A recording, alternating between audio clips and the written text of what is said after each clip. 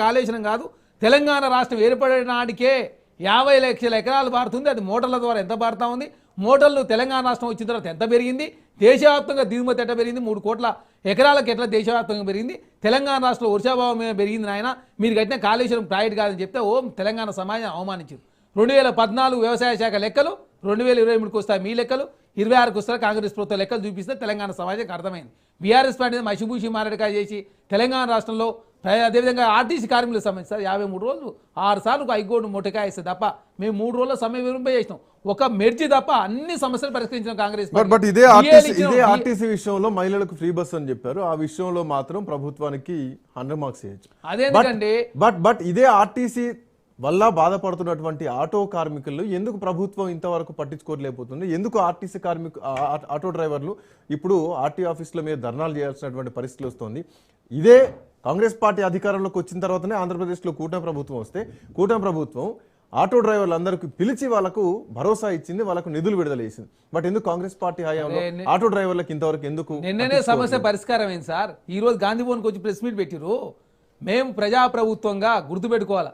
RTC కార్మికులైనా, Singareni కార్మికులైనా, విద్యుత్ సంస్థల కార్మికులైనా, తెలంగాణ రాష్ట్రంలో ఆటో కార్మికులైనా నిన్నే ఆటో కార్మికులతోటి పొన్నం ప్రభాకర్ గారు చర్చలు చేసిరు. వాళ్ళకి సంబంధించిన డిమాండ్లని కాంగ్రెస్ ప్రభుత్వం నెరవేరిస్తే ఈ రోజే గాంధీ భవన్కి వచ్చి ప్రెస్ మీట్ పెట్టి 9 మంది ప్రతినిధి పొందాం.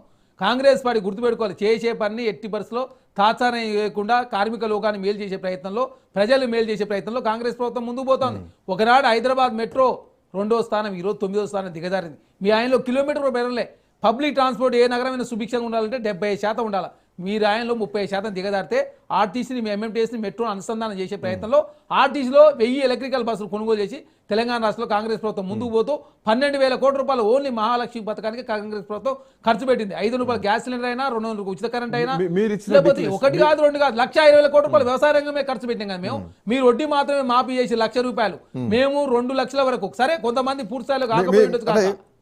సంక్షేమ పథకాల విషయంలో క్వశ్చన్ మార్క్స్ కనిపిస్తున్నాయి. ఎందుకంటే ఇప్పటికే కళ్యాణ లక్ష్మి సంబంధించి, షాదీ ముబారక్ సంబంధించి ఆగిపోయింది. ఎవరు చేసింది సార్ దుర్మార్గం? మీరు చెప్పండి. అంత పెద్ద పథకం తీసుకొచ్చేటప్పుడు కోర్టు ఏం చెప్పింది? జీవో ద్వారా ఎట్లా తీసుకొస్తారు, చట్టం ఎందుకు చేయలేదు, ఆర్డినెన్స్ ఎందుకు? కాంగ్రెస్ పార్టీ ఎందుకు చట్టం చేయలేదు? 6 గ్యారెంటీలకు సంబంధించి చట్టం తీసుకొస్తారా రేపొద్దున అసెంబ్లీలో? దాని గురించే కదా, దాని గురించే హైకోర్టు జడ్జి గారికి టైం అడిగినాం. ఎందుకు సార్ ఇప్పుడు అసెంబ్లీ సమావేశాలు లేవు కాబట్టి కొంచెం టైం కావాలంటే వారు స్టే విధించారు. దాని కాంగ్రెస్ ప్రభుత్వం ఆపాదించే ప్రయత్నం చేస్తే ఎట్లా? మీరు చేసిన తప్పులు దాని కాంగ్రెస్ ప్రభుత్వం కళ్యాణ లక్ష్మి ఇవ్వలేదు, కళ్యాణ లక్ష్మి ఇస్తలేమా? సరే మేము గ్యారెంటీలో ఎక్కువ ఇస్తామని చెప్పిన కంటిన్యూ అవుతుంది కదా.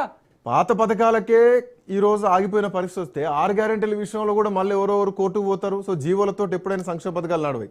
అది ఏ ప్రభుత్వం? 6 గ్యారెంటీ 6 గ్యారెంటీకి సంబంధించి అసెంబ్లీ బిల్లు పాస్ చేశారు. చట్టబద్ధత దీనికి సంబంధించి కూడా చట్టబద్ధత చేయాల్సి ఉంటే జీవో ద్వారా ఎట్టిస్తారని చెప్పేసి కోర్టు అడిగింది. కోర్టు అన్నా మాకు 8 వారాల టైమో 4 వారాల టైమో కావాలని చెప్పి అడిగితే వాళ్ళు స్టే ఇచ్చిన పరిస్థితి మనం చూస్తా ఉన్నాం.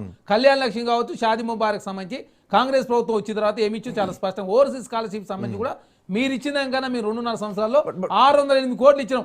ఐటీ ఎక్స్పోర్ట్ సార్ మీ ఆయనలో 2,58,000 కోట్లు ఉంటే కాంగ్రెస్ ప్రభుత్వం వచ్చిన తర్వాత 3,58,000 కోట్ల రూపాయలు, అంటే 1,00,000 కోట్ల పెట్టుబడి పెరిగినాయి. మీ ఆయనలో ఐటీఆర్ ప్రాజెక్ట్ పోయింది. తెలంగాణ నుంచి 7 మండలాలు తీసుకుని ఆంధ్ర కలిపిరు.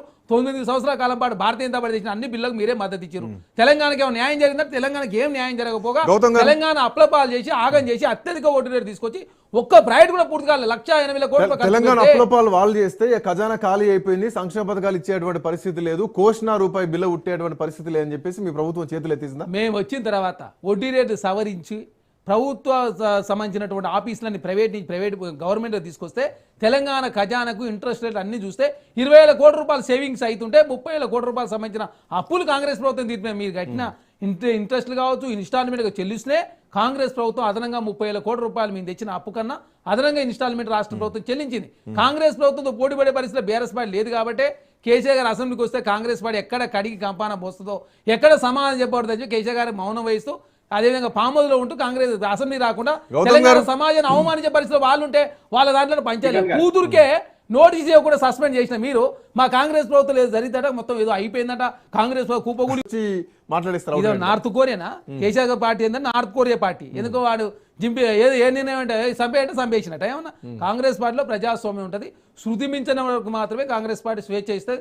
శృతి మించినప్పుడు చర్యలు తీసుకునే ప్రయత్నంలో ముందుకు పోతారు. సార్ ఇక్కడ ఇంకోటి చెప్తాను, వాళ్ళు 2021 తర్వాత వాళ్ళ కమిటీల సంబంధించి కమిటీలు వేస్తే ఆ పార్టీలో ఎవరు ఉండరు కాబట్టి కనీసం కమిటీలు వేయలేని పరిస్థితులు పొలిటిక్ బ్యూరో లేదు, విద్యార్థి విభాగం అధ్యక్షుడు లేడు, విభజన విభాగం లేదు, కేసీఆర్ గారు అధ్యక్షుడు, బీఆర్ఎల్పీ నేత ఆయనే, వర్కింగ్ ప్రెసిడెంట్ కేటీఆర్ గారు. వాళ్ళ పార్టీలో బీసీలకు ప్రాధాన్యత లేదు, ఎస్సీ ఎస్టీలకు ప్రాధాన్యత, కాంగ్రెస్ ప్రభుత్వం పోటీ పడే పరిస్థితుల్లో కేబినెట్ తీసుకుంటారా, మీరు ఎస్సీ వర్గాలు తీసుకుంటారా, బీసీల సంబంధించి ప్రభుత్వం తరపున చరణ్ కౌశిక్ గారు మీరు మాట్లాడుతున్నారు, బట్ ప్రజల తరపున మేము మాట్లాడుతున్నాం అని ఎక్కడ మాట్లాడుతున్నారు. ప్రజల ఏ మద్దతు అంశాలు మీకు గౌతమ్ గారు ప్రజల మద్దతు బీఆర్ఎస్ పార్టీకి లేదని